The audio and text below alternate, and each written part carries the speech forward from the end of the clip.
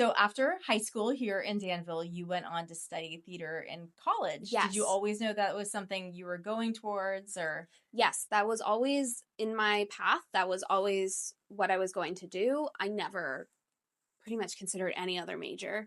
Obviously, like my parents met in theater, so there was Right. no expectation. Right. Like there was It's not off the table. I didn't have to worry about Right. how are they going to feel about this? Yeah. Like it was always just part of who I was. So there was, pride and encouragement there. So that Yeah. obviously helped. But I went to school. I was there for a year. Yeah.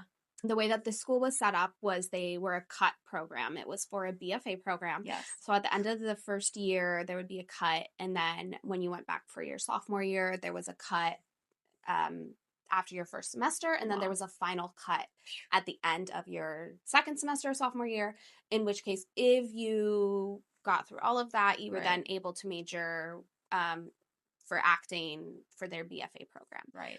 I realized as I was there, Yeah. like, one, I was like, oh, well, if you get cut at the end, you have to pick a different major. And so I was like, I can't do a BFA then, and I can't do acting. I'd have to pick between like directing or theater education or X, Y, and Z.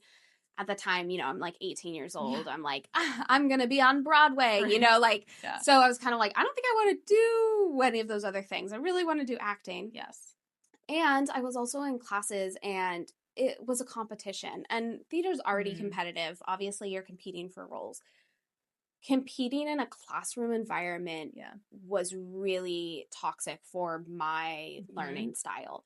It was, the stereotype of the like angry acting coach who's like, you're terrible, get off the stage, like you need to do this or that. Right. Like that just does not vibe with me. I'm much more about like empowerment and help me understand exploration. And so being in these learning environments where it felt like I was being evaluated for if I could continue, I was competing with other classmates for the spot in the program as well as roles, and also being just, it felt like I was being judged, and as instead of like built up and taught and like supported and nurtured. Yes. It's almost like, can you make it? Can you make it? Yeah. And I'm like, there's so much judgment already in acting and theater.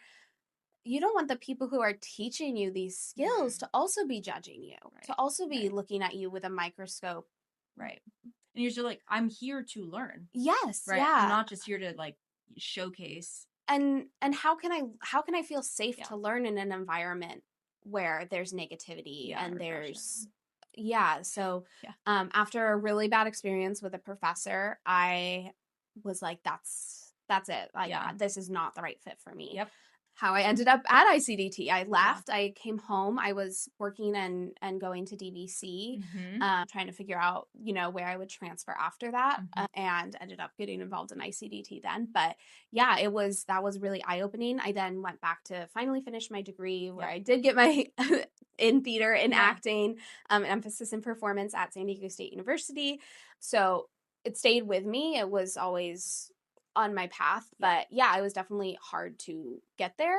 I think when I went back to school, it was really helpful because I had been working with ICDT. I had these outside life experiences where I was able to almost synthesize the information a little bit differently, understand my learning styles. This is also after I had been a preschool teacher, also taken like, early childhood development, all of these things. So it really allowed me to better understand what I was hoping to achieve, as well as like what I needed to achieve career-wise for acting, like what I wanted to learn.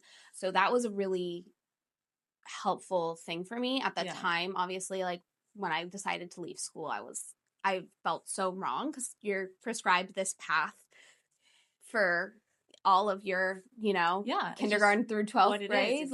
And so it felt really weird being like, oh, I'm not adhering to this path. And I'm behind or I'm not, but ultimately, like for me, it was the right decision. And I'm glad that I was brave enough to make that decision. And my parents supported me in making that decision. Yeah. And there was a lot I learned from it. And I think that college is really valuable when you know what you want to get out of it. So yes, I love that. Yeah. Well, and that brings me to like this transition from having theater be something that you love and you're kind of doing as an extracurricular to then making this choice of saying, actually, I think I want to turn this into my career, and how it becomes a different, beast.